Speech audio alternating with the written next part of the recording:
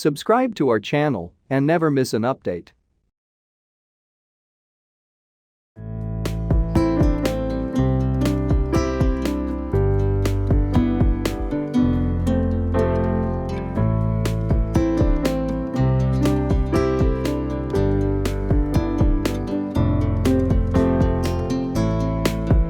અત્યારે હવે નિર્જરી વસાવડાને વિનંતી કરીશ કે તેઓ ડોક્ટર વિનોદભાઈનો પરિચય આપે.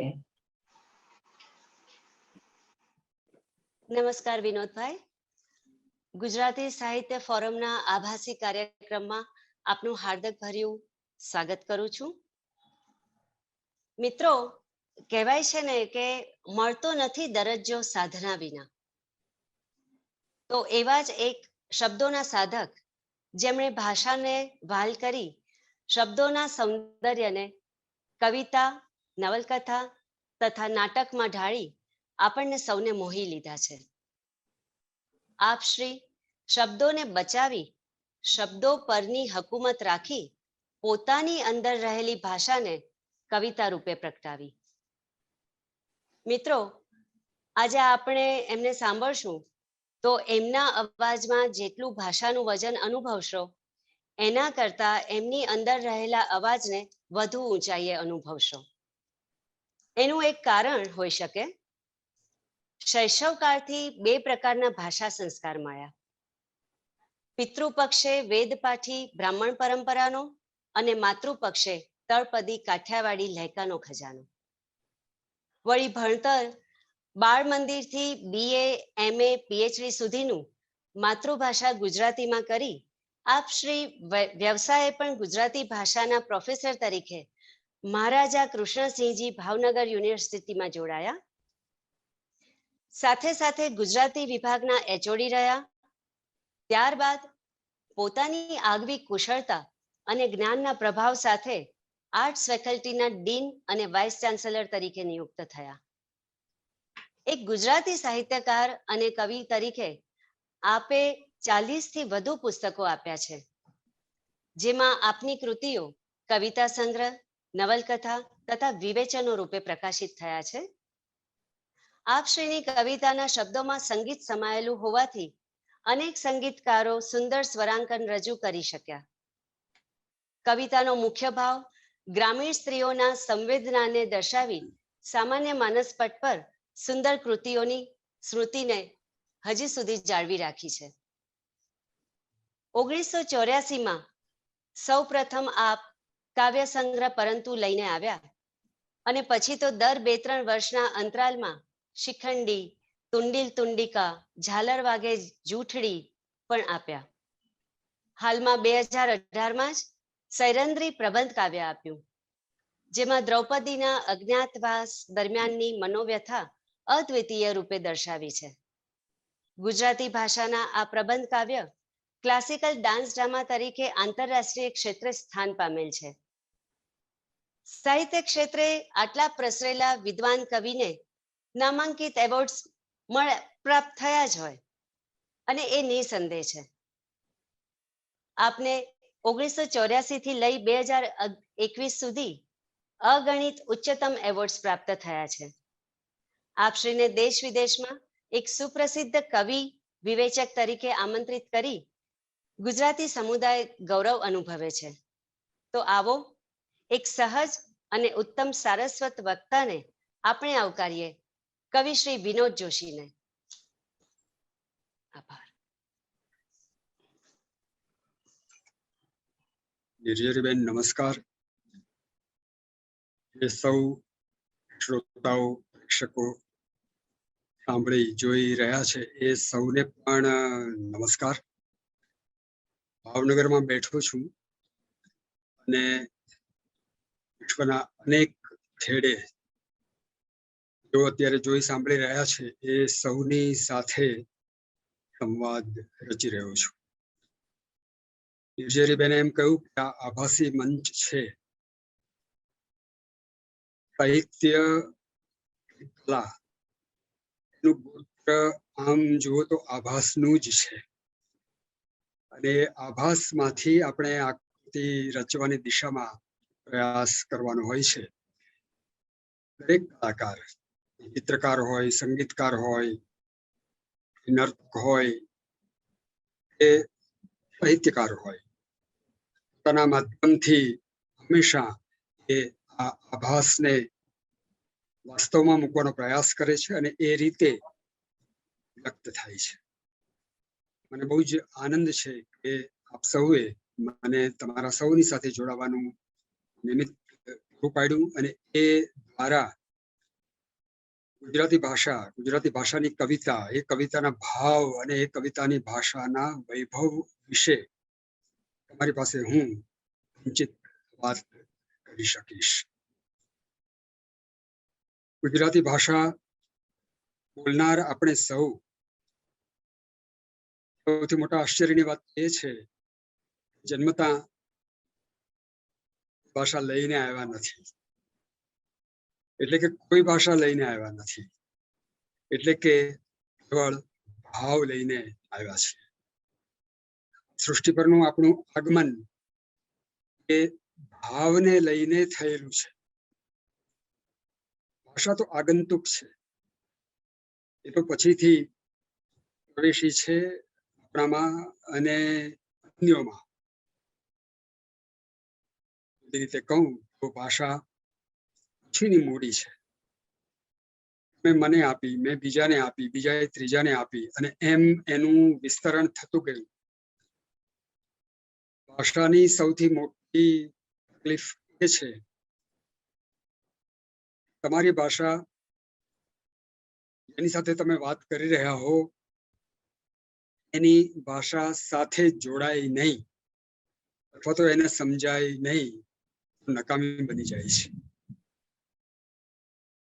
ભાષાથી સર્વોપરી એક એવું તત્વ છે જેને કોઈ માધ્યમની જરૂર પડતી નથી અને તે છતાં આપણે પરસ્પર જોડાઈ શકીએ છીએ.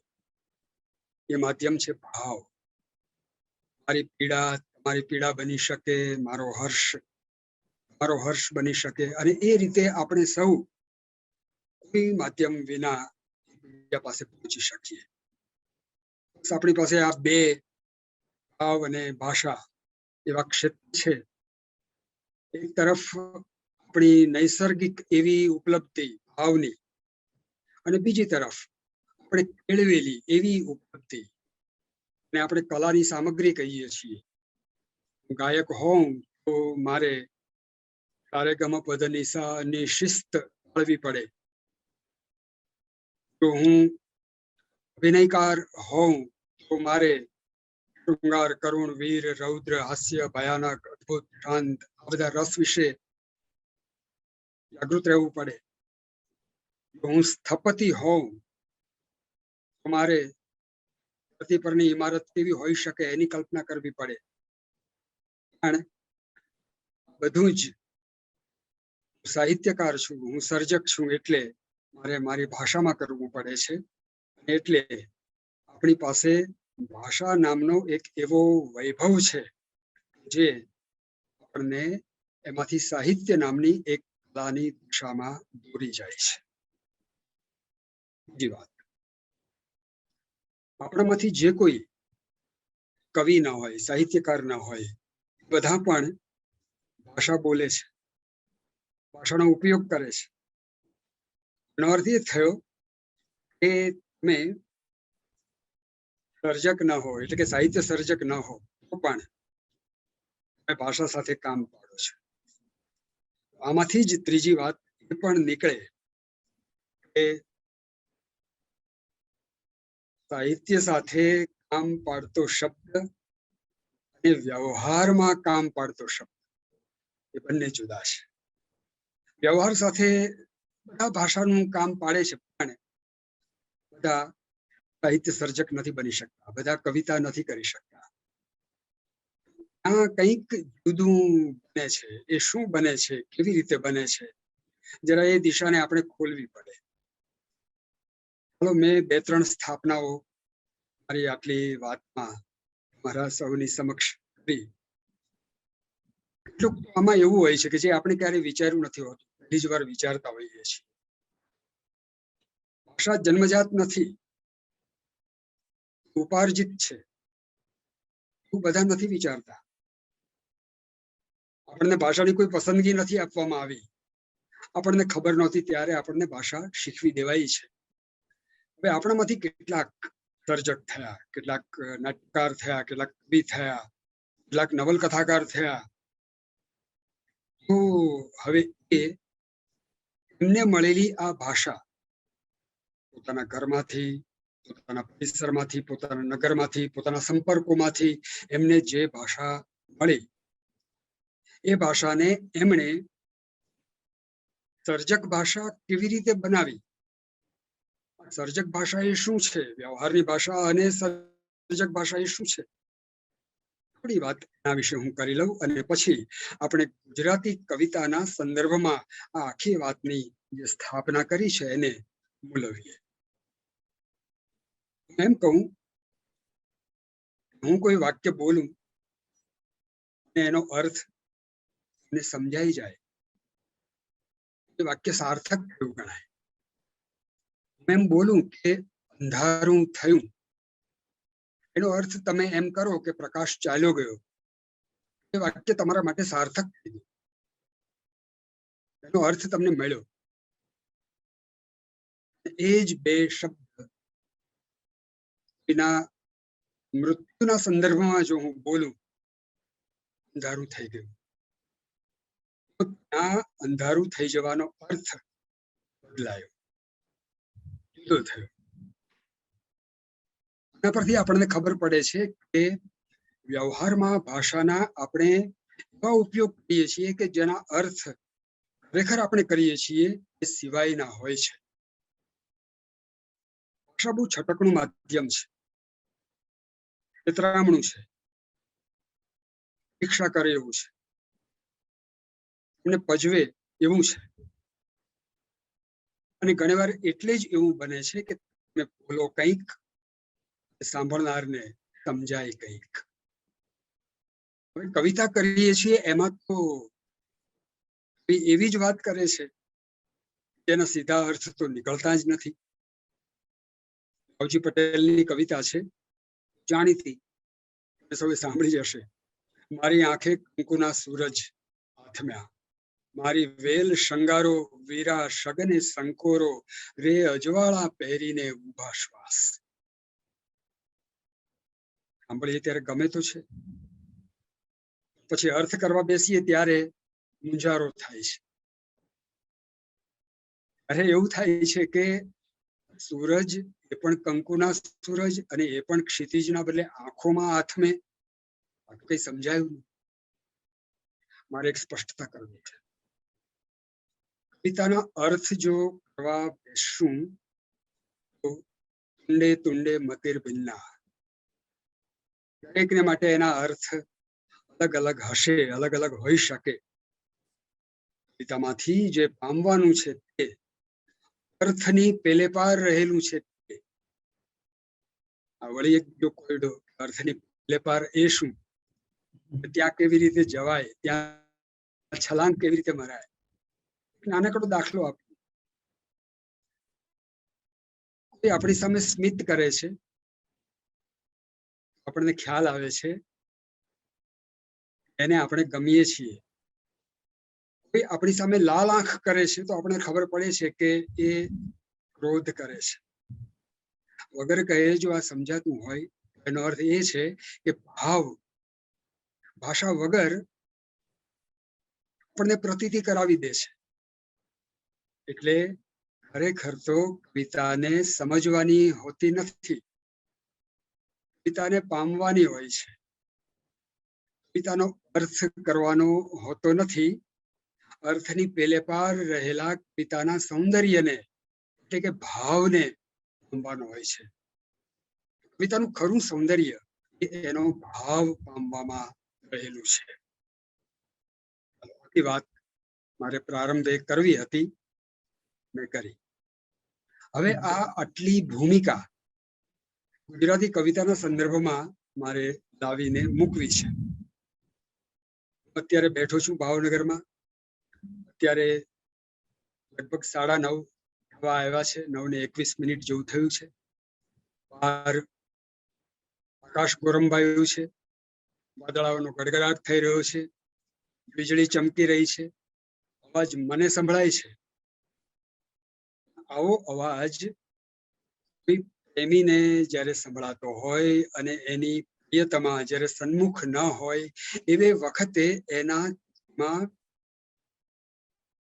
નો આવિષ્કાર કઈ રીતે થાય? કાલિદાસ છે એ મેઘદૂત રચે. કશ્ચિત કાંતા વિરહ ગુરુણામ સ્વાધિકારાત્મક, અને પોતાની પ્રિયતમાને આ મેઘ દ્વારા સંદેશ મોકલે. કોઈ કવિ આકાશના આ તૂફાનને જડાફ વીજ મેઘ ડમર ડિબાંગમાં સોંસરી ચાક ખચ ખચ ચીરી ઝળળ ઝુમ્મરો ઉતરી, આવી રીતે અભિવ્યક્ત કરે.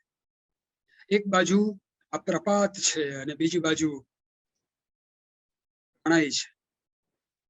એક જ ઘટનાના ભાષામાં થતા આવા ભિન્ન ભિન્ન આવિષ્કારોને ભાવક પામે છે ત્યારે એના અર્થો કરવા જો બેસે એ હંમેશા નિષ્ફળ નીવડે. એમાંથી જે પામવાનું છે એ ભાવ, એટલે કવિતામાં ભાવ અને ભાષાનું સૌંદર્ય, એ સૌંદર્યનો વૈભવ રહેલો હોય છે. આજે હું જે વાત કરી રહ્યો છું એનું શીર્ષક છે ગુજરાતી કવિતા, ભાવ અને ભાષાનો વૈભવ. આ વૈભવની જે મંજુષા છે એને ઉકેલવાનો લગીર પ્રયત્ન આપણે કરીએ. સમય એટલો ઓછો છે, એમાં બધું તો કઈ કરી નહીં શકાય, છતાં કેટલાક ઇંગિત જરૂર આપીશ. ગુજરાતી કવિતા આજથી લગભગ 1000 વર્ષ પહેલા પ્રારંભાઈ એમ આપણે આડી રીતે કહી શકીએ. હેમચંદ્રાચાર્યે સિદ્ધહેમ શબ્દાનુશાસન મહાવ્યાકરણ લખ્યું, એમાં તત્કાલીન લોકભાષાના કેટલાક દોહા છે. દોહા એમ કહીએ ત્યારે એક સ્વરૂપ થયું, ગઝલ છે, સોનેટ છે, મંદાક્રાંતા છંદ છે, શાર્દુલ વિક્રીડિત છંદ છે, એવી રીતે દોહા. આકાર થયો, શબ્દનો આકાર. શબ્દના આકારની વાત બહુ માંડીને કરવી પડે, અને અત્યારે માત્ર આ દોહા શબ્દો એટલે હું નાનકડો આટલો ઉલ્લેખ કરું. હેમચંદ્રાચાર્યે અભ્રંશ ભાષામાં લોકભાષાના કેટલાક દોહા પોતાના મહાવ્યાકરણમાં આપ્યા. એક દોહો મને અત્યારે યાદ આવે છે, હું કહું. એના દ્વારા આપણે ભાષાથી ભાવ સુધી કેવી રીતે પહોંચીએ છીએ એ જરા સમજીએ. એક યુવતી જેનો પતિ પરદેશ ગયો છે, આવ્યો નથી, પ્રતીક્ષા ખૂબ થઈ ગઈ છે, પણ રહેવાતું નથી. આંગણે કાગડો બોલે છે. કાગડો બોલે એટલે એની પ્રતીક્ષા કરી રહ્યા હોઈએ આવે. રસ્તા પર નજર કરે છે, પોતાનો પ્રિયતમ આવતો દેખાતો નથી. કાગડા પર એ ગુસ્સે થાય છે, જમીન પર પડેલો પથ્થર લે છે અને કાગડાની દિશામાં એ ઘા કરે છે. આ એક ક્ષણની કવિતા છે. જો વાયસુ ઉડાવંતી અયે પ્યુદિત્તુ સહસત્તિ. વાયસ એટલે કાગડો. કાગડાને ઉડાવતી એ સ્ત્રીએ એકાએક પોતાના પિયુને રસ્તા પરથી આવતો જોયો. એક તરફ કાગડો બોલે છે, પિયુ આવતો નથી, એનો ક્રોધ છે, અને પથ્થર લઈને જ્યાં મારવા જાય છે ત્યાં જ પિયુને આવતો જોયો. ક્ષણનો કેટલામો ભાગ છે, કલ્પના કરો. વાયસુ ઉડાવંતી અયે પ્યુદિત્તુ સહસત્તિ. પછી શું થયું? પિયુના વિરહમાં એ એટલી બધી દુબળી થઈ ગઈ છે, કુશકાય બની ગઈ છે કે એના હાથમાં પહેરેલા જે કંકણ છે, હાથ જ્યાં પથ્થરથી આમ ઉપડ્યો ત્યાં બધા કંકણ નીકળી ગયા, બધી બંગડીઓ નીકળી ગઈ, અને ત્યાં જ પોતાના પિયુને આવતો જોયો. અને વિરહના ખ્યાલથી જે ખુશ થઈ ગઈ હતી એ હવે પિયુના આવવાથી એટલી હરખ ગેલી થઈ ગઈ, એટલી ફૂલાઈ ગઈ, અડધી બંગડીઓ સરી પડી અને અડધી હાથ ઉપર જ તડાક દઈને તૂટી ગઈ.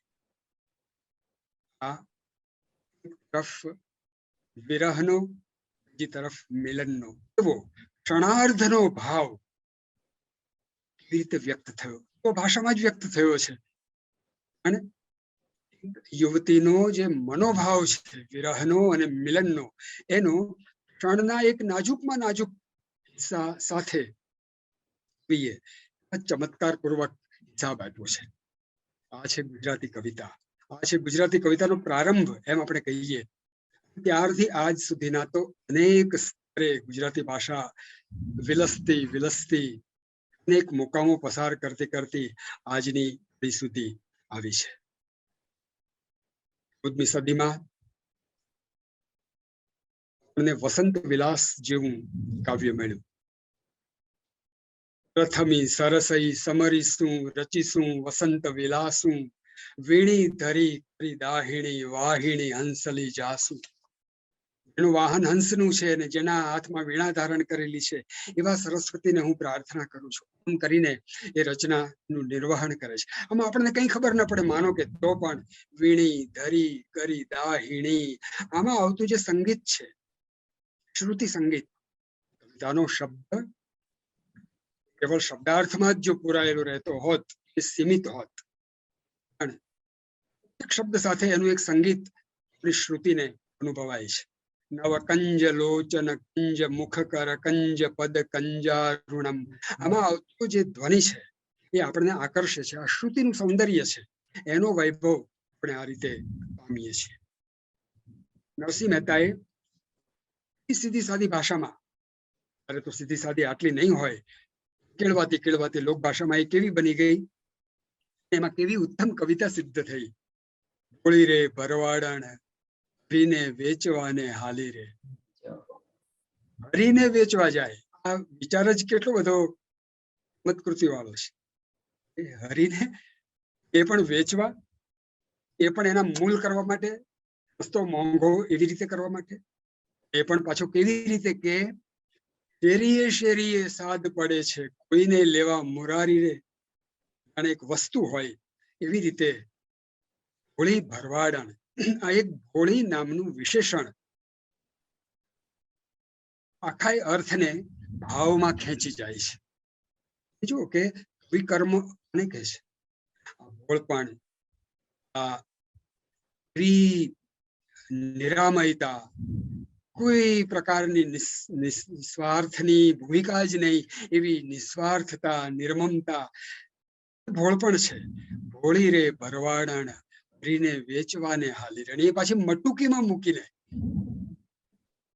હરીને મટુકીમાં મૂકીને વેચવા જતી એવી આ ભરવાડણ, આ નરસિંહ મહેતા જ કહી શકે. વાસ્તવમાં આપણે જે પ્રકારની ભરવાડણ, જે પ્રકારે વેચવા જતી હોય, ઘી મહી એ જોઈ હોય, એની સામેનું આ એક અત્યંત ભાવાત્મક કહેવાય એવું ચિત્ર આપણને મળે. આશા ભૂલી જઈએ, ભાવને આપણા સુધી આવતો આપણે અનુભવવા લાગીએ. આ જ તો કવિતાનું ખરું સૌંદર્ય છે, અને એ સૌંદર્યને માણવા માટે આપણે તત્પર હોઈએ છીએ. એ જ કવિ એ ભરવાડણની ભોળપની, એટલે કે એક એવી મુગ્ધા ષોડશી, એના ચિત્તમાં રહેલા સરળ એવા મનોભાવોની વાત કરે છે. એ જ કવિ ચૈતન્ય વિલાસ રૂપ છે, બ્રહ્મ લટકા કરે બ્રહ્મ પાસે. આવી અદ્વૈતની ભૂમિકાએ જઈને તત્વદર્શનની વાત પણ આલેખે છે. ત્યાં એ કવિની ભાષા બદલાઈ જાય છે. એવી ભાષા બદલાય ત્યારે એનો ભાવ પણ બદલાય, એટલે એ સપાટી ઉપરથી ઉંચકાઈને એ આધિભૌતિક બની જાય. એક જ કવિમાં એક વધારે એટલા જુદા જુદા પરિમાણો હોય છે, એનો આપણને આના ઉપરથી અંદાજ આવી જાય. પણ એક મધ્યકાળનો જો કવિ ભાલણ, પ્રેમાનંદની પણ વાત કરવી જોઈએ. બંને નળાખ્યાન લખ્યા, અને દમયંતીના પાત્ર વિશે શું કહ્યું છે આમાંથી ઘણાને તો ખ્યાલ પણ હશે. ભાલણે દમયંતીનું બહુ સુંદર વર્ણન કર્યું છે. સુંદર દમયંતીનું સુંદર વર્ણન કર્યું છે. એમ કહું, ભાલણે એવું કહ્યું કે ચંદ્ર જેટલો સુંદર છે એટલી જ સુંદર દમયંતી છે. એનું કારણ એ છે ચંદ્રમાંથી પિંડ લઈને દમયંતી ઘડી છે બ્રહ્માએ, એટલે ચંદ્રની સુંદરતા જે છે તે દમયંતીમાં આવી છે. અને બહુ સુંદર કલ્પના કરી. એવું કહ્યું કે ચંદ્રમાં ડાઘ છે, એનું કારણ એ છે કે એમાંથી એ હિસ્સો લેવાઈ ગયો છે, એમાંથી દમયંતી બની. મુગ્ધ થઈ જઈએ આવી કલ્પના પર. પ્રેમાનંદે નળાખ્યાન લખ્યું. પ્રેમાનંદે એમ કહ્યું કે ચંદ્ર હતો જ નહીં. દમયંતી ઘડી બ્રહ્માએ. દમયંતી ઘડતા જે પિંડ વધ્યો એનો આકાશમાં ઘા કર્યો, ચંદ્ર થયો, અને પછી હાથ છંટકો રહ્યા, એ તારાઓ થયા. પ્રેમાનંદના નળાખ્યાનની પંક્તિઓ છે. જે ભાષામાં એ વ્યક્ત થઈ એ તો લોક ભાષા છે.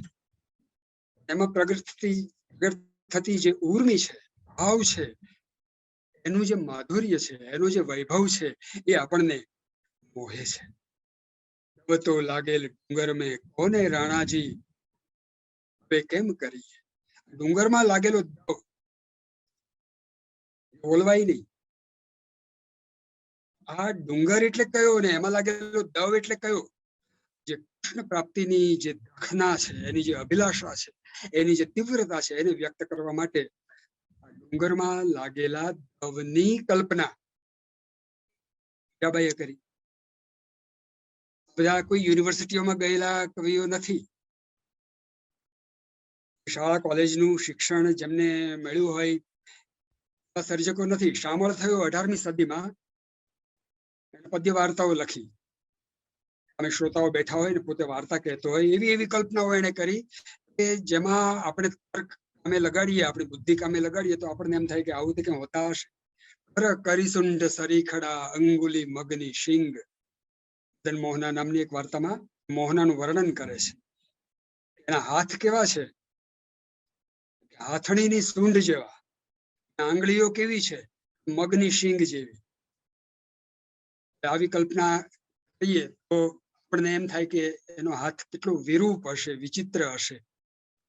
એ જ મોહનાને દાડમ કળીશા દંત હોય, હંસગામીની ચાલ હોય, ટૂંકચંચુ નાસિકા હોય, બધા વર્ણનો ભેગા થાય એટલે એમાંથી આપણે સમજવાનું એટલું જ, એ નાયિકા સુંદર છે.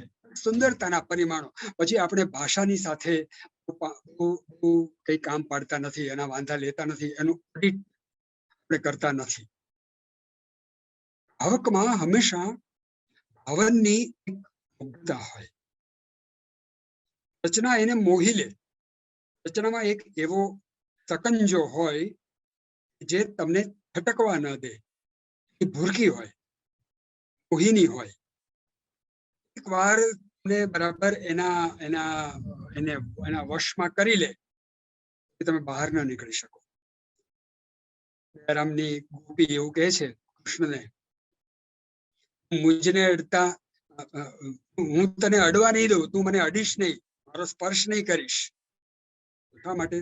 કે તું મને અડીશ તો તું કાળો છે, હું કાળી થઈ જઈશ. કૃષ્ણ કહે છે કે તું મુજને અડતા શ્યામ થઈશ, હું કેમ નહીં થાવ ગોરો.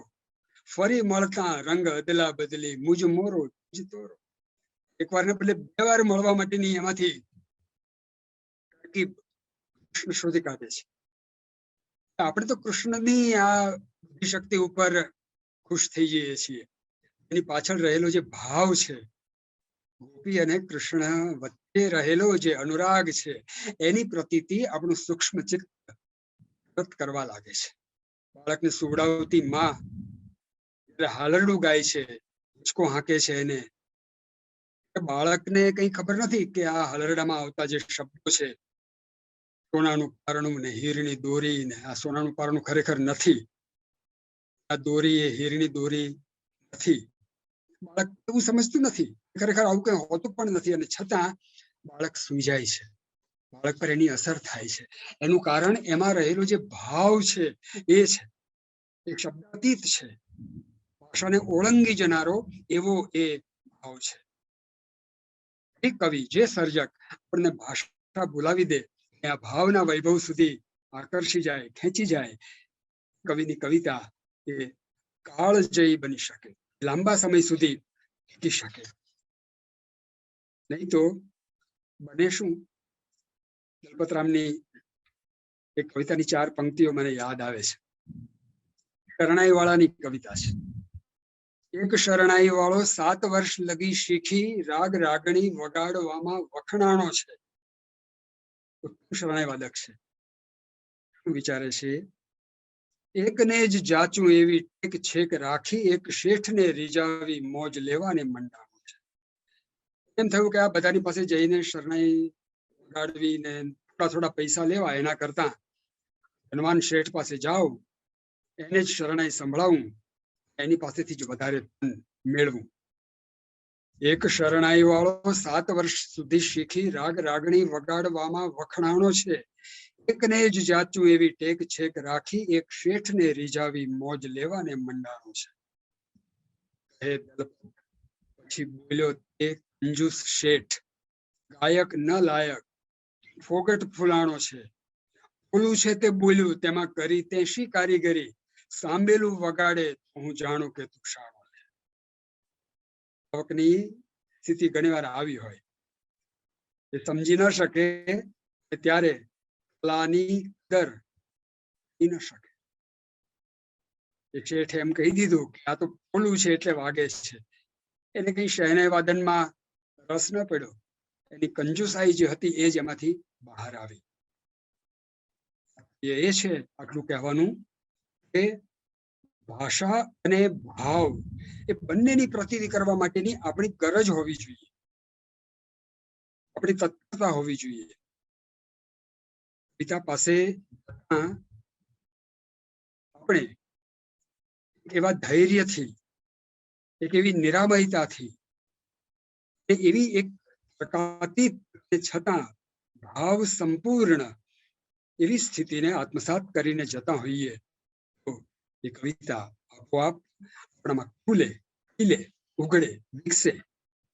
સંસ્કૃતમાં એવું કહેવાયું, કમલાત કમલોત્પત્તે શ્રૂયતે ન તુ દૃશ્યતે. એક કમળમાંથી બીજું કમળ ઉત્પન્ન થાય છે,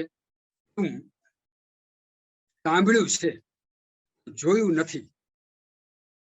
ઉત્તર તો એવો અપાયો કે બાલે તવ મુખાંભોજાત કથમ ઇન્દિવરદ્વયમ. આ તારો જે ગુલાબ જેવો ચહેરો છે એવો જ કોઈ બીજો ચહેરો કેવી રીતે થયો? આ ગુલાબના ચહેરા સાથે ગુલાબને સરખાવવું એ આખી વસ્તુ એ ભાવથી સમજવાની વસ્તુ છે. તારો ચહેરો ગુલાબ જેવો છે એમ કહેવું એ એના શુદ્ધ અર્થને સ્થાપવાની પ્રવૃત્તિ ન હોઈ શકે. ખરેખર જો કોઈની ટૂંકચંચુ નાસિકા હોય, ખરેખર કોઈના દાડમ કલિશા દંત ને હંસગામીની ચાલ ને આ બધું હોય, આ બધા કવિતાના વર્ણનો જે હોય એ પ્રમાણે કોઈ ચિત્રકાર એવું ચિત્ર દોરે, એ ચિત્ર ઘણું બિહામણું બને. પણ તો એ સમજવાનું છે એમાં વાત સૌંદર્યની કરવામાં આવી રહી છે. ગુજરાતી કવિતા પોતાના સૌંદર્યના આવા અનેક ભાવો લઈને આપણી પાસે આવે છે. ઘાણીની એક બહુ સુંદર કવિતા મને યાદ આવે છે.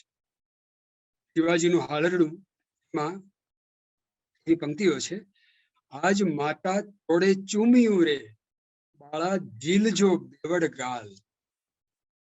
માં બાળકને ચુંબન કરે છે, બાળકને સંબોધીને વાત કરી રહી છે, બેવડ ગાલ આજે ઝીલજે, કાલે તારા મોઢડા માથે ધુઆધાર ધૂપ મંડાશે. શિવાજીને નિંદરું નાવે માતા જીજાબાઈ ઝુલા. આવતીકાલે જે ચહેરા પર ધૂપ મંડાવાની છે એ ચહેરો આજે માં ચૂમી રહી છે, ત્યારે એ ચૂમવાનો જે અનુભવ છે એ સર્વોપરી છે અને એ તું લઈ લે. આવું જયારે કહેવાતું હશે ત્યારે યુદ્ધની વાત નથી, ત્યારે એમાં વાત્સલ્યની વાત, અને એ આપણા સુધી પહોંચે છે. આનંદ આપણને જે આવે છે તે એ વાતનો છે.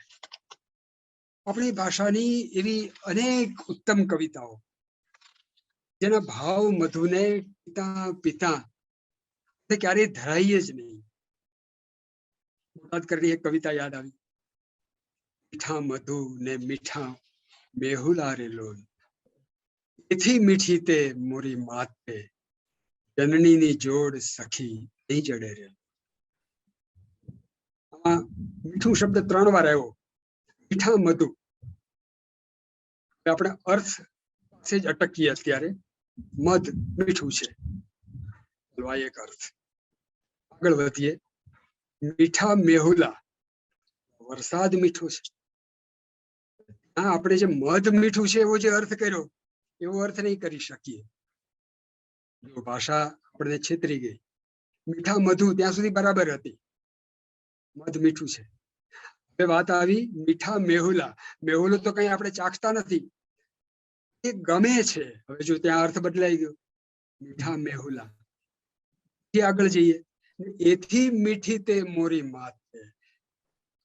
માને તો મધની જેમ ચાખવાની એ નથી, માં મેહુલા જેમ વરસતી પણ નથી, આપણને ભીનાઈ નથી કરતી. તો માની જે મીઠાશ છે એ શાની છે? એ વાત્સલ્યની છે. જો ભાષા ખસી ગઈ, જે પેલો ભાવ હતો એ ત્યાં આવી ગયો. આ પંક્તિઓ આજે પણ કી છે, એનું કારણ એમાં રહેલું જે ભાવનું ઐશ્વર્ય છે, તે ભાવની પીઠિકા છે. અભિના ભાવ મને ભીંજવે રેલો. ત્યાં તો બોટાદ કરે ભાવ એવો શબ્દ સ્પષ્ટપણે ઉલ્લેખ્યો છે. ઓકે વસંત કુંજ કોકિલા રેલો, ઘરમાં ભાભીના એવા ભાવ રે. આ ભૂખથી મધુર કોકિલાનું વ્યાકરણ નથી હોતું, શબ્દકોશમાં એના અર્થ નથી હોતા, છતાં એ સ્વર છે એ તો કેવું પડે. અને એ સ્વરની પાછળ રહેલો જે આહલાદ છે, ભાવ સૌંદર્ય છે, જ્યાં આપણને જે પડે છે તે નીચે. ગંગાના નીર તો વધે ઘટે રે લોલ, સરખો એ પ્રેમનો પ્રવાહ. આમ એક દૃષ્ટાંત આપ્યું કે ગંગામાં પાણી ક્યારેક વધે ક્યારેક ઘટે, પણ માનો પ્રેમ એ નિરંતર સરખો એ પ્રેમનો પ્રવાહ. આવી વાત કરવામાં ઉદાહરણો જે અપાય એ આપણા વાસ્તવના અપાય, પણ એ વાસ્તવની ભાષા આપણને લઈ જાય ભાવના સૌંદર્ય સુધી. ઘણી વાર ભાષા સાવ નકામી, બેહુદી, ઉપયોગમાં ન લેવાતી હોય એવા શબ્દો વાળી, નકામી લાગતી હોય, એમાંથી કોઈ એવું તો સૌંદર્ય નિપજાવે, એનો વૈભવ આપણને ધન્ય કરી જાય. નારાયણ પાઠક આપણા એક બહુ મોટા ગજાના વિદ્વાન કવિ, એ 4 પંક્તિઓ અનુષ્ટુપ છંદમાં લખાયેલી 4 પંક્તિઓ મને લાલચ થાય છે કે હું એ સંભળાવું. એના શબ્દ: પોષની પાછલી રાતે ગાભા ગોદડ ઓઢીને બેઠેલો દીન ને હીન, બીડી બંધાણી કો વદે. પોષ મહિનો છે, ઠંડી છે, અંધારી રાત છે, પાછલો પહોર, ખેડૂત ખેતરમાં ગયેલો છે, બીડીનો બંધાણી છે, આકાશ સામે જુએ છે તો આકાશમાં તારાઓ દેખાય છે. પોષની પાછલી રાતે ગાભા ગોદડ ઓઢીને બેઠેલો દીન ને હીન, બીડી બંધાણી કો વદે. એની પાસે બીડી નથી અને આકાશ તરફ નજર જાય છે ને તારાઓ દેખાય છે. એ કહે છે, બીડીયું જગવી બેઠા દેવો, પોપાટ આભની, કોક તો બાપલા ફેંકો ઠૂઠું એકાદ આ ભણી. હવે જો કે ઠૂઠું જેવો શબ્દ કવિતામાં આપણે કલ્પી પણ ન શકીએ, એવો શબ્દ એવી રીતે લઈ આવે છે આ કવિ કે આ આપણા માટે કેવા આહલાદનો વિષય બની જાય. ઘણી વાર ભાવ ભાષા દ્વારા એવી ઊંચાઈ પહોંચીને આપણને અનુભવાય, પછી ભાષા ગૌણ બની જાય. પ્રહલાદ પારેખ જેવા કવિએ ભાવ અને ભાષા બંનેનું મિશ્રણ કરી નાખ્યું, ઉલટસુલટ કરી નાખી, વ્યત્યય કરી નાખ્યો. આજ અંધાર ખુશ્બુ ભર્યો લાગતો. અંધાર તો જોવાની વસ્તુ છે,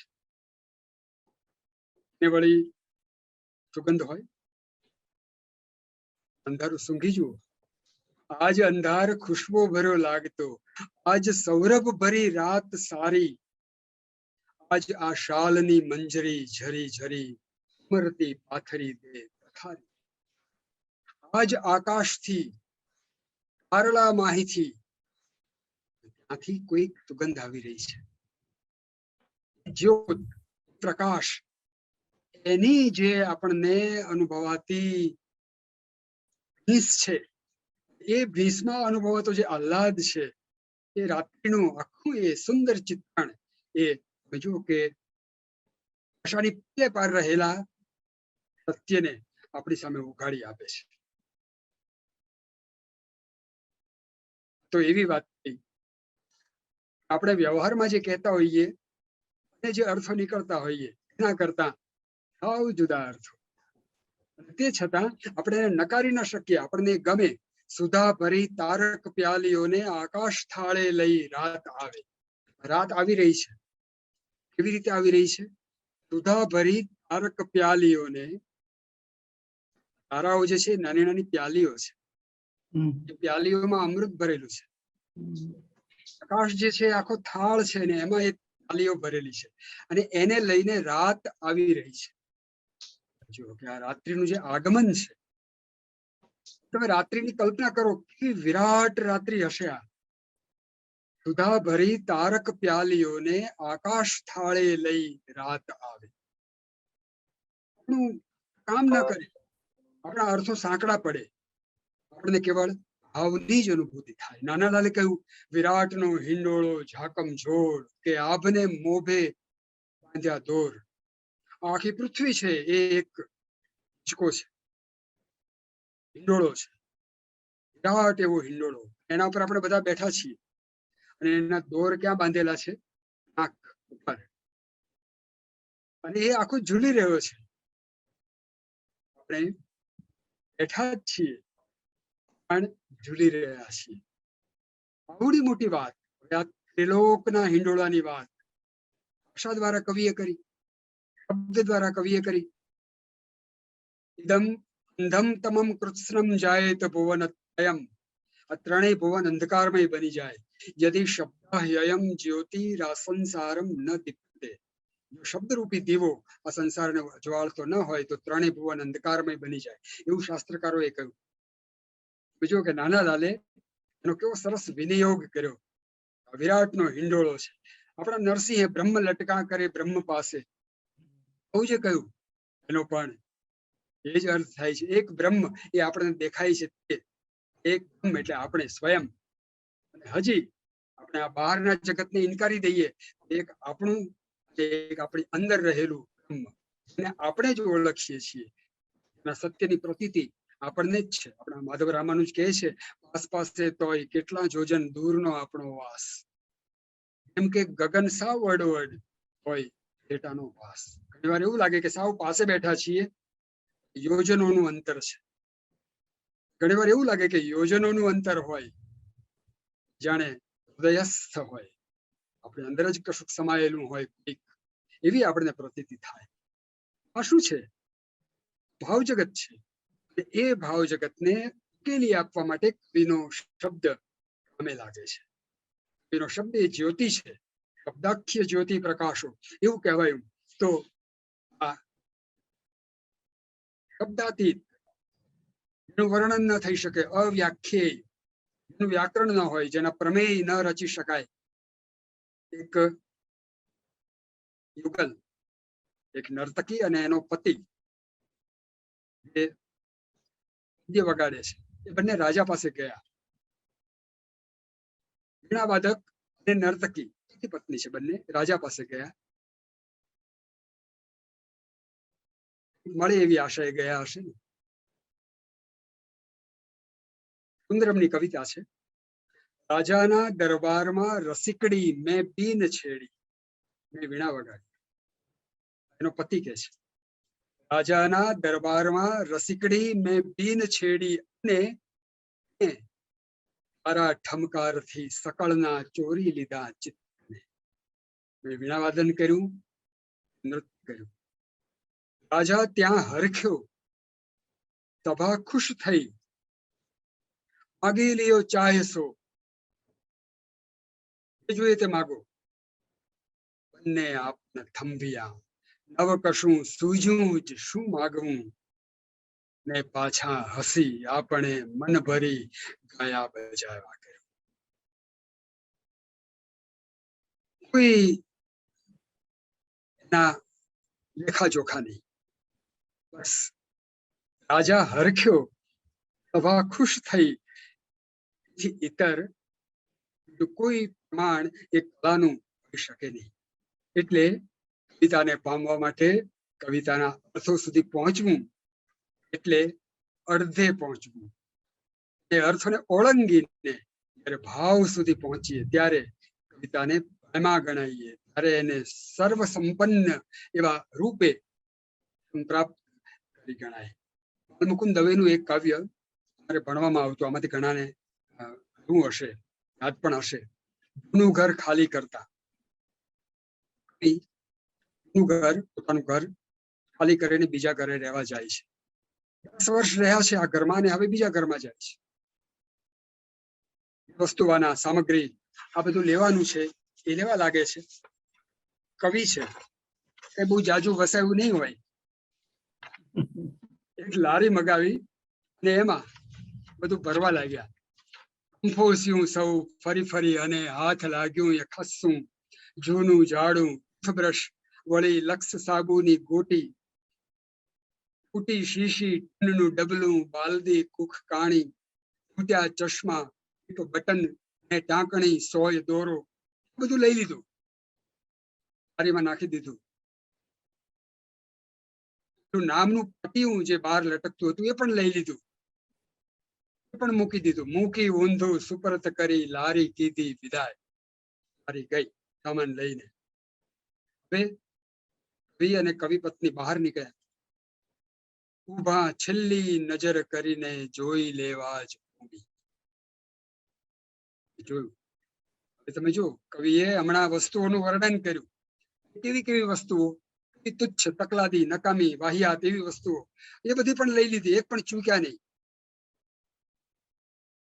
હવે ઘરની સામે જોઈ રહ્યા છે.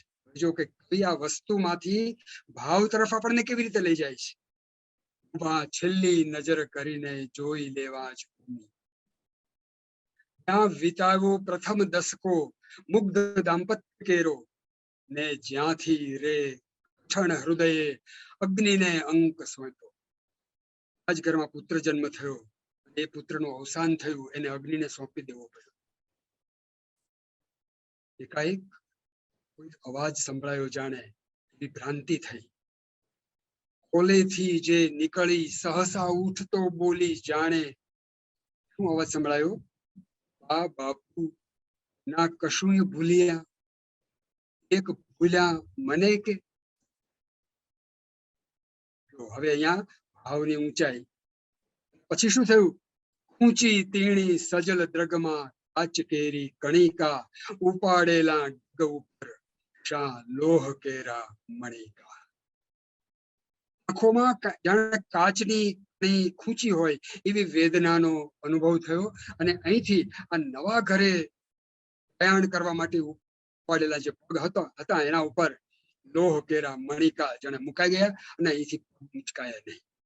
આખી કવિતા વેદનાનો સ્પર્શ આપણને કરાવે છે. એમાંથી આ બધી જે સામગ્રી હતી, ત્યાં ચશ્મા ને ક્લિપ ને બટન ને બાલદી ને આ બધું જ એમાંથી બાદ થઈ ગયું. એક ભાવ સુધી કવિ આપણને લઈ ગયા.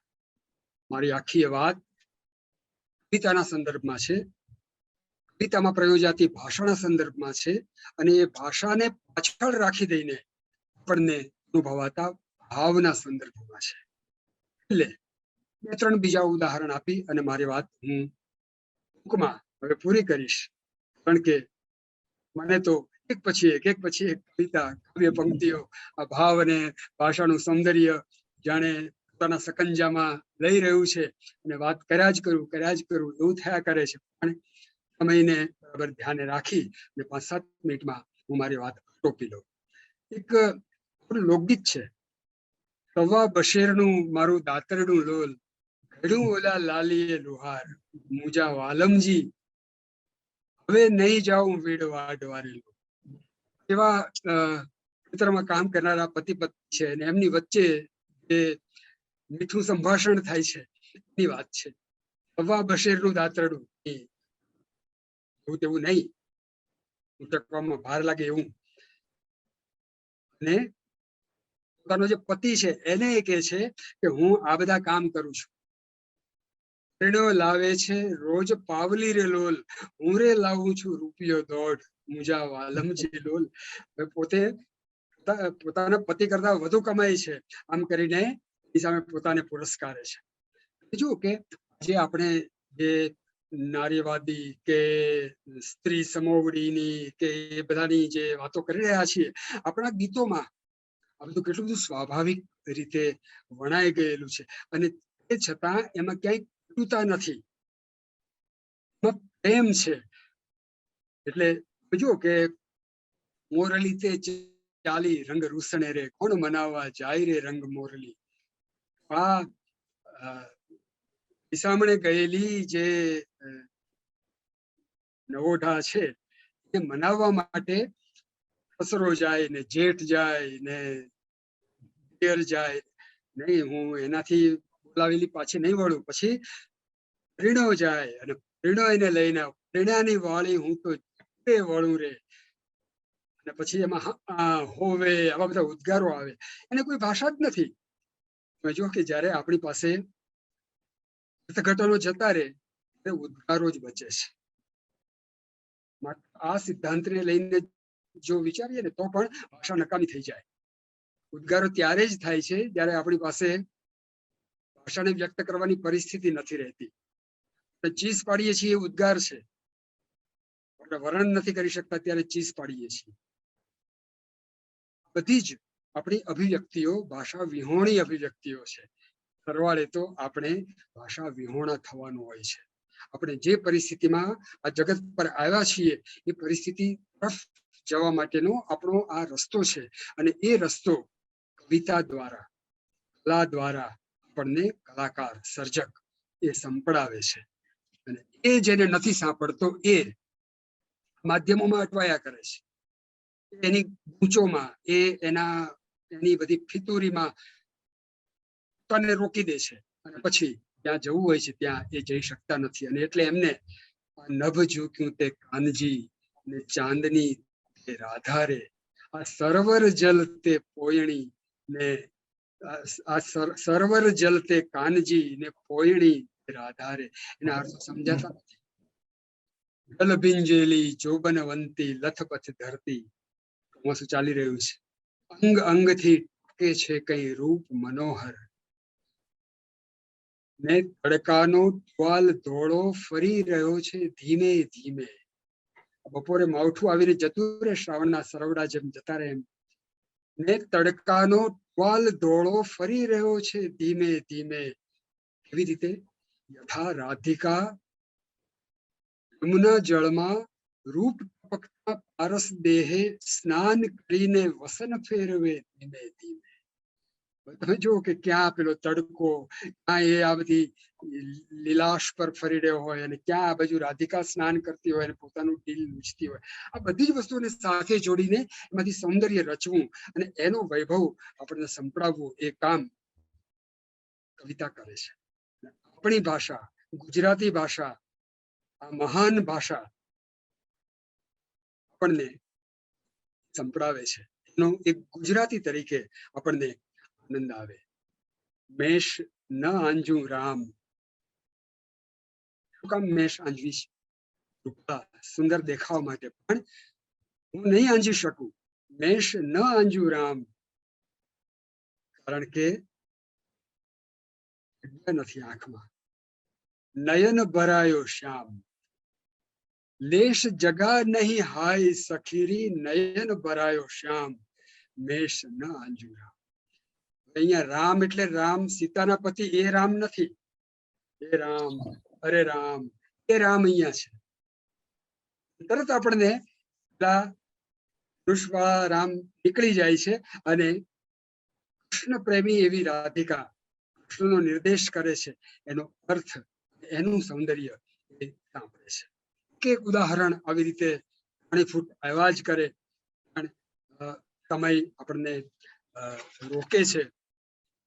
ઉમરે ઉભા જ બોલ વાલમના સાંભળવાના હોય છે, કારણ કે ઉમરેથી પેલી બાજુ જતા રહેવાય તો પાછા નથી આવી શકાતું. ઉંમરેથી જો અંદર આવી જવાય, ઉંમરે આવ્યા પછી જે દેખાય છે એ દેખાતું બંધ થઈ જાય છે. આપણે બધા ઉંમરે આવીને ઉભેલા છીએ. પણ આનંદ એ વાતનો લઈએ, ઉમરામાં મૂકેલો જે દીપ છે, દેહલી દીપ કહેવાય છે ને સંસ્કૃતમાં, અંદર પણ અજવાળું કરે છે, બહાર પણ અજવાળું કરે છે. કવિતામાં ભાષા પણ અજવાળું કરે છે, ભાવ પણ અજવાળું કરે છે. અને એ રીતે સરવાળે આપણને જે અનુભવાય છે એ એનું ઐશ્વર્ય, એનું વૈભવ, અને એ આપણી ભાષા દ્વારા આપણને સાંપડે છે. એનાથી વધારે આપણી બીજી કઈ મિલકત હોઈ શકે, મૂડી હોઈ શકે? તો આપણી ગુજરાતી ભાષાની આ નાનકડી કલા મંજુષા, કવિતા મંજુષા, એને સદા ખોલતા રહીએ. એમાંથી આ નવી નવી નાની મોટી સામગ્રીને આત્મસાત કરતા રહીએ અને એ દ્વારા આપણી ભાષાના સૌંદર્યનું પાન કરતા રહીએ, એવી અભિલાષા સાથે રમેશ પારેખની એક પંક્તિ સાથે મારી વાત પૂરી કરું. એક કવિતામાં કહે છે, એક સૂરજ ઉગાડવા માટે કેટલા બધા જણને રાતો પાડવી પડે છે. ઘણા બધા લોકો રાત પાડે છે ત્યારે એક સૂરજ ઉગે છે. એક સર્જક એ ઘણા બધા લોકોના જે ભાવો છે એનો પિંડ પોતાનામાં રચી લે છે, એનું અજવાળું બધાને સંપડાવે છે. થોડીક વાત મારી પાસે એક ગુજરાતી કવિતાના સર્જક તરીકે મેં કરી, અને સૌને ગમી હશે તો મને આનંદ થશે. કેટલીક પરિચિત, કેટલીક અપરિચિત, કેટલીક નવી, કેટલીક જૂની, બધી આપણી સામગ્રી આપણને સદા નવપલ્લવિત જ રાખતી હોય છે. વૃક્ષ પર ઉગતું કોઈ પણ પાન એ હંમેશા એના મૂળને પણ નથી છોડતું, અને એનો આકાશ સાથેનો સંબંધ પણ નથી છોડતું. આપણે સૌ પણ આપણી ભાષાને અને આપણા ભાવને એકબીજામાં સંમિલિત કરતા રહીએ, એવી અભિલાષા સાથે આપ સૌનો ફરી આભાર માનીને ધન્યવાદ. ખૂબ સુંદર વિનોદભાઈ. સુરતથી મયંક ત્રિવેદીની ભાષામાં કહું તો ખળખળ વહેતી નદીની જેમ શ્રી વિનોદભાઈ વહી રહ્યા છે. આવી આપની વાણીને ખૂબ સરસ રીતે તમે વહાવી છે. અને વિમલ જોશી કહે છે કે અહીં વીજળીના કડાકા સાથે ધોધમાર વરસાદ આવે છે અને સાથે કવિ પણ મન મૂકીને વરસ્યા છે. ખૂબ સરસ. હવે કૌશલભાઈ ચોકસીને આપની જોડે કઈ વાત કરવી છે. તમે જે કહ્યું ને એ ઉદ્ગાર પત્નીનો ઉદ્ગાર છે, એટલે એમાં ભાવ પડેલો છે. ભાવ પડ્યો છે. કૌશલ ચોકસીને. હા, નમસ્તે વિનોદભાઈ. નમસ્તે. તમે જયારે પ્રેમાનંદનું નલાખ્યાનનું જે લોક સાહિત્ય છે એના માટે બે શબ્દો વાપર્યા, વૈભવશાળી અને માધુર્ય. તમે ઠૂંઠા જેવા શબ્દ સાથે શબ્દ વાપરો આહ્લાદિક. તો એટલા છેલ્લા 50 મિનિટથી ગુજરાતી ભાષા કેટલી સમૃદ્ધ છે એ જણાય. ગદ્ય પદ્ય શૈલી કેવી હોઈ શકે એ પણ જણાય, અને શ્રુતિ સંગીત કેવું હોઈ શકે એ પણ જણાય. એવી તમારી ભાષા છે. અને એવું ખબર ના પડે કે આ વક્તા છેલ્લા એક ઉચ્ચાર એવો નતો કે ખબર પડે કે વક્તા ગોહિલવાડથી બોલે છે.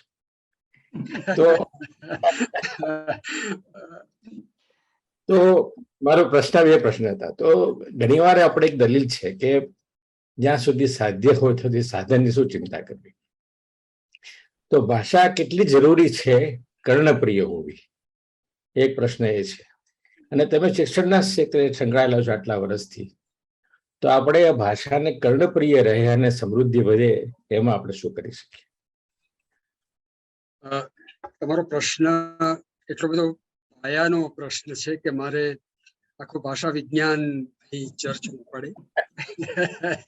ભાષા વિજ્ઞાનનો મૂળ સિદ્ધાંત જ એ છે કે કોઈ ભાષા ક્યારેય ખોટી નથી હોતી, તો એ તમને જે અભિવ્યક્તિ છે એ પહોંચાડી દે. એટલે જ મેં કહ્યું કે બાળક સમજતું નથી અને છતાં માં જે કહે છે એનું ભાવ સૌંદર્ય એના સુધી પહોંચી જાય છે. ભાષા છે એ મૂળમાં તો ધ્વનિ છે. લખેલું જે છે એ ભાષા નથી, લખેલું છે એ લિપિ છે. ભાષા વિજ્ઞાન માત્ર સંભળાય છે એને જ ભાષા કહે છે. જે સંભળાય છે એનો બીજો છેડો, સામો છેડો, અધર એન્ડ, એ શ્રુતિ છે. એટલે શ્રુતિને જેટલું અનુકૂળ આવે એટલું આપણને વધુ પસંદ પડે, એટલું શ્રુતિને અનુકૂળ ન આવે એટલું આપણે છોડી દઈએ, તો આપણને કર્કશ લાગે. દરેક ભાષાનું પણ ઉચ્ચારોનું જે સૌંદર્ય છે, જેમ કે તમે બંગાળી ભાષા સાંભળો તો અથવા ઉર્દુ ભાષા તમે સાંભળો તો એમાં તમને શ્રુતિ સૌંદર્ય અનુભવાય. એવું શ્રુતિ સૌંદર્ય તમને સિંધી કે ફ્રેન્ચ ભાષામાં ન સંભળાય, એવું બની શકે. અને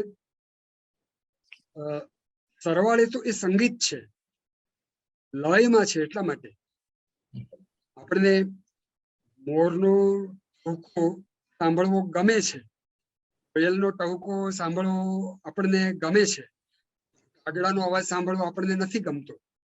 એની પરીક્ષા કોણ કરે છે? આ ધ્વનિઓની પરીક્ષા કોણ કરે છે? આપણી શ્રુતિ. એટલે કવિતાનો શબ્દ એવો હોય જેમાં આપણી શ્રુતિને કોઈક સંપ્રાપ્તિ થાય. અવસર પ્રફુલ્લ પુલકિત નિકુંજ જળહળત પુંજ ચોપાસ, અવિરત લસંત ભરપુર વસંત અંતર રમંત મૃદુહાસ. આવી પંક્તિઓ આપણે સાંભળીએ અને આપણા કાનને જે અનુભવ થાય, એ અનુભવ હું અને તમે વાતચીત કરીએ છીએ એ ભાષા સાંભળતા તો નથી. કાનને સૌંદર્યનો અનુભવ થાય. ઇન્દ્રિય ગ્રાહ્ય એવો અનુભવ છે. કાન એક ઇન્દ્રિય છે, કર્ણેન્દ્રિય છે.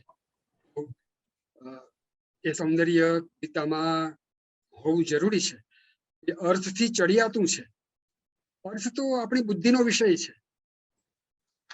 અર્થ બુદ્ધિ વગર આપણે નથી તારવી શકતા. એટલે જ બાળક બુદ્ધિનો ઉપયોગ નથી કરતું, બાળક ભાવનો ઉપયોગ જ કરે છે. બાળકને ખબર પડે છે કે આ સ્પર્શ માનો સ્પર્શ છે કે કોઈ બીજાનો. ઇન્દ્રિય ગ્રાહ્ય અનુભવ છે. મને લાગે છે કે તમે જે પૂછો છો એનો જવાબ આમાં આવી જાય છે.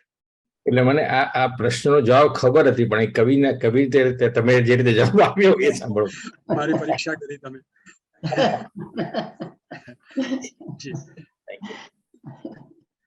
ખૂબ સરસ. હવે આપણે કાર્યક્રમ થોડો આગળ ચાલે એ પહેલા તમને જો પછી જો 5-10 મિનિટનો વખત હોય તો આપણે આપી શકશો? તમે એક બે ક્વેશ્ચન છે પછી. જરૂર. હાજી. તો હવે આપણે બધાને આજે ખૂબ સરસ એટલે એવું એ એમનો વ્યક્ત કરવા પાસે મારી માટે શબ્દ નથી. જે શુદ્ધ ગુજરાતી અને કર્ણપ્રિય ગુજરાતી વડે એમને જે આપણને જે ભાવ ભાષા સમજાવી. હવે આજનો આટલો સરસ આપણને જે સમય આપણે જે પસાર કર્યો છે એના માટે હું અમારા ભરૂચના જે એમ્બેસેડર છે કીર્તિબેન જોશી, એમને હું વિનંતી કરીશ કે તેઓ આભાર વ્યક્ત કરે. થેન્ક યુ કોકિલ આંટી. આપણા સૌનું આજે પરમ સદભાગ્ય હતું કે સાહિત્ય ફોરમના મંચ ઉપરથી આજે ડોક્ટર શ્રી વિનોદભાઈ જોશીને આપણે માણ્યા. અદ્ભુત વક્તવ્ય અને ખરેખર જે વિષય હતો એ વિષયને આધારે ભાવ અને ભાષા એના વૈભવથી ભરપૂર વક્તવ્ય આપણે સૌએ માણ્યું. એટલે અધિક મારે ક્યાંય કહેવાનું રહેતું નથી. છતાં પણ આપણને સૌને એમણે પોતાની આગવી શૈલી, વાકછટા અને ભાષાની અભિવ્યક્તિથી સૌને મંત્રમુગ્ધ કરી દે, રસ તડબોળ કરી દે. કેટલીક ખૂબ સુંદર વાતો કરી કે ભાષા એ જન્મજાતથી ઉપાર્જિત છે. સાથે ભાષાથી સર્વોપરી એક તત્વ છે એ ભાવ. એ ભાવ કેવી રીતે પ્રદર્શિત કરવો અને ભાષાનું વૈભવ ક્યાંથી ઉદ્ભવે છે, એ ખૂબ સુંદર રજૂઆતો આપણે આજે માણી. ખરેખર આજનો આ કાર્યક્રમ, આજનો આ એપિસોડ ખૂબ જ અત્યંત અદ્ભુત રહ્યો અને મારા ખ્યાલથી સૌ શ્રોતા મિત્રોને પણ આજનો આ એપિસોડ ખૂબ ગમ્યો હશે. સાથે હું વિનોદભાઈ જોશીનો ખૂબ ખૂબ અંતઃકરણપૂર્વક આભાર વ્યક્ત કરું છું. સાથે આજે મને આભાર વ્યક્ત કરવાની તક આપી એ બદલ કોકિલાબેન, રિંકીબેન, કૌશલભાઈ, અલકાબેન, આપ સૌનો ખૂબ ખૂબ આભાર. સાથે સુંદર પરિચય કરાવ્યો નિર્જરીબેને, એ બદલ એમનો પણ હું ખૂબ ખૂબ આભાર વ્યક્ત કરું છું. Thank you so much. નમસ્કાર. ખૂબ સરસ. હવે એક બેને એવો સવાલ પૂછે સુષ્મા બેને કે કવિતાનું ભવિષ્ય કેવું લાગે છે? મારા ઉપર નિર્ભર છે. હમ. કવિ કરોતિ કાવ્યાની રસમ જાનંતિ પંડિતા રોહ સૃજતિ પુષ્પાણી મરુદ્વહતિ સૌરભમ. કવિ કવિતા કરે ને એનું ભાવન એના ભાવકો કરે. એવી રીતે તો કહે છે કે વૃક્ષ છે એ પુષ્પનું સર્જન કરે. રોહ સૃજતિ પુષ્પાણી અને મરુદ્વહતિ સૌરભમ. એની જે સૌરભ છે એને તો હવા લઈ જાય ત્યારે પહોંચે. તો એ તો તમે જ નક્કી કરી શકો કવિતાનું ભાવિ તમારા હાથમાં સલામત છે કે નહીં. પણ વાત ઉમેરવી મને ગમશે. રુચિ ઘડતર જ્યાં સુધી આપણે કરી ન શકીએ ત્યાં સુધી કલાનો આસ્વાદ ન કરી શકીએ. આપણી દેશી ભાષાની એક કહેવત છે, ભેંસ આગળ ભાગવત. એને ખબર જ નથી પડતી એની પાસે એ શબ્દ કોઈ રીતે ઉગી ન શકે. રસિકેશુ કવિત્વ નિવેદનમ શિરસી માલિખ માલિખ માલિખ. 3 વાર કહ્યું. જેને રસ નથી એને કવિતાની વાત એની પાસે કરવાનું મારા મસ્તક ન લખ. 3 વાર કહ્યું. એટલે જવાબદાર છે એ ભાવક છે. જો ભાવક રસિક છે એની રુચિ જો કેળવાઈ નથી તો એને કવિતા પહોંચવાની નથી. એટલે કવિતાનું ભાવિ એ કવિના હાથમાં નથી, એ ભાવકોના હાથમાં છે. ભાવકોએ પોતાની રુચિનું ઘડતર કરવું એ એમની જવાબદારી છે. કવિનું કામ તો ઉત્તમ સર્જન કરવાનું છે. કાલિદાસે એવું લખ્યું છે, પ્રાણમિત્યેવ ન સાધુ સર્વમ ચાપી કાવ્યમ નવમિત્યવત્તમ. જે જૂનું છે એ બધું સારું એવું નથી, નવું છે એ બધું નકામું એવું એ નથી. સંતઃ પરીક્ષાય પરિભજન્તે. જેને ખરેખર ખબર પડે છે, જે પરીક્ષા કરી શકે છે એ જ કૃતિને માણી શકે છે. મૂઢઃ પ્રત્યેનેય બુદ્ધિ. અને જે મૂઢ છે જેને ખબર નથી પડતી એ બીજાની બુદ્ધિ પ્રમાણે ચાલે છે. બીજાની બુદ્ધિ પ્રમાણે ચાલવાને બદલે પોતાની રુચિની કેળવણી કરવી એ ભાવકની પોતાની જવાબદારી છે. અને એવી જવાબદારી જેઓ નથી નિભાવતા એમને કલા, કવિતા એનું સૌંદર્ય ન અનુભવાય તો નથી એમણે કઈ ગુમાવવાનું. સર્જકે એવી અભિલાષા રાખવાની કે એમને કઈ ખબર પડે. તો પરસ્પરનો આ રીતે સમજી લેવાનો મામલો છે. અને એવી અપેક્ષા તો ક્યારેય રાખવાની જ નથી હોતી. કોઈ કલાકારે એમની કૃતિને બધા સમજે, બધા માણે, બધા અનુભવે. તો માહી પડ્યા મહાસુખ માણે દેખન હારા દાજે જોને હરિનો માર્ગ છે શુરાનો નહીં થાય રણું કામ. સરસ વિનોદભાઈ, પણ હું એક વસ્તુ આવા ઉમેરું મારી દ્રષ્ટિએ કે કવિતાને કોઈ ભૂતકાળ નથી, વર્તમાન નથી કે ભવિષ્ય પણ નથી. કવિતા કવિતા જ છે અને એનું ભાષાને ભૂતકાળ, વર્તમાન કાળ અને ભવિષ્યકાળ છે, ભાવને નથી. ભાવને નથી. એ સનાતન છે. જે ભાવ રામાયણ મહાભારતના પાત્રોએ અનુભવ્યા છે આજથી 5000 વર્ષ પહેલા, એ જ ભાવ આપણે અનુભવીએ છીએ અને એ જ ભાવ આવનારી પેઢીઓ અનુભવવાની છે. ભાવ સનાતન છે.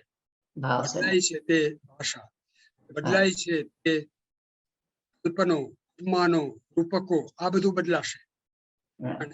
ભાવ છે એ સનાતન છે. એટલે જ આપણું જે પરમ લક્ષ્ય હોય એ ભાષા નહીં, ભાવ.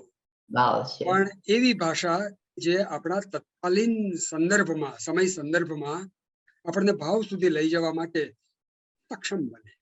એવું એ કરી શકે તો ભાવ પણ સફળ, ભાષા પણ સફળ. અને કવિતા ઉત્તમ માધ્યમ છે, એનું તો એમાં બે મત નથી. જી, બિલકુલ બિલકુલ. સરસ વિનોદભાઈ, આજના એપિસોડ ખરેખર ખૂબ જ મજા આવી આપની જોડે વાતો કરવાની. હજુ તો એમ થાય છે કે ઓછું પડ્યો સમય. હજુ તો તમારી પાસે અમારી એક ગીત સાંભળવાનું, તે તો રહી જ ગયું. તો હું નહીં સંભળાવી શકું, હું કઈ ગાયક નથી. મારા ગીતો ગવાયા છે ખૂબ. ઘણા રમૂજમાં મને ગવાયેલો કવિ પણ કહે છે. પણ ગીતો ગવાય ત્યારે મને એક અર્થ માંથી એ પમાય છે કે ગાયકને પણ ગાતો કરી મૂકે એવો જો કવિનો શબ્દ હોય તો એ ભાવથી વધારે નજીક હોય. મેં એવું એક ગીત લખ્યું, આપી આપીને તમે પીછું આપો, સજન પાંખો આપો તો અમે આવીએ. કાંદો નીચોવી અમે વાટકા ભર્યા, ને એને મોગરાની કળીએ હલાવ્યા. આટલા ઉજરડાને શમણું ઓઢાડી અમે ઉંબરની કોર લગી લાવ્યા. આપી આપીને તમે ટેકો આપો, સજન નાતો આપો તો અમે આવીએ. આપી આપીને તમે પીછું આપો, સજન પાંખો આપો તો અમે આવીએ.